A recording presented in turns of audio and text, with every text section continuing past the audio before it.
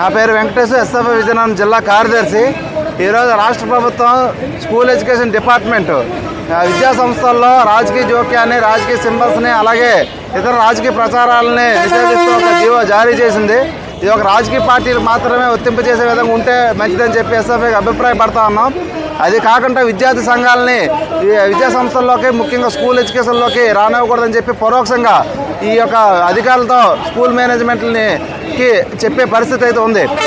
విద్యార్థి సంఘాలు ఏం చేస్తాయి? విద్యా సంస్థలను వెలికి తీసి పేద విద్యార్థి న్యాయం చేయని చెప్పి ప్రభుత్వాన్ని డిమాండ్ చేస్తాయి. అది తప్పు అని చెప్పి ఈరోజు ప్రభుత్వం భావిస్తూ ఉంది. ఇది తప్పని భావిస్తే మీరు చిత్తశుద్ధితో విద్యారంగ సంస్థలు పరిష్కరించండి. అవకాశం ఉంటే విద్యా సంస్థల్లో ఎన్నికలు నిర్వహించి విద్యా సంస్థలు విద్యార్థులు అడుక్కునే విధంగా చేయాలి. ఇదే ప్రజాస్వామ్యబద్ధంగా సంఘాలు పెట్టుకోవడం, సంఘాల ద్వారా సంస్థలు అడగడం అనేది ప్రజాస్వామ్యంగా రాజ్యాంగబద్ధంగా వస్తున్న హక్కుని, దీన్ని కాలు రాసే హక్కు లేని ఎటువంటి అధికారం కానీ రాష్ట్ర ప్రభుత్వం లేదని చెప్పి ఎస్ఎఫ్ఐకి గుర్తు చేస్తూ ఉన్నాం. కనుక తక్షణమే ఈ యొక్క సర్కులర్ని వెనక్కి తీసుకోవాలి. అవసరమైతే విద్యా సంస్థల్లో విద్యార్థి సంఘ ఎన్నికలు నిర్వహించి సంస్థల పట్ల చర్చ జరిపించాలని చెప్పి ఎస్ఎఫ్ఐగా డిమాండ్ చేస్తున్నాం.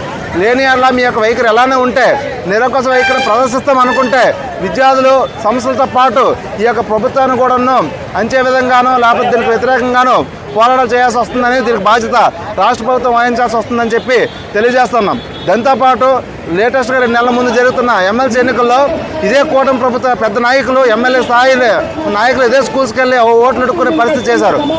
మీరు చేస్తే తప్పులేదు, అలాగే ప్రజా సంఘాల సంస్థలు అడిగితే తప్ప అనే విధంగా ఈ యొక్క ప్రభుత్వ రంగం, నూతన ప్రభుత్వం యొక్క ఆలోచన ఉందని చెప్పి మేము దీన్ని ఖండిస్తూ ఉన్నాం.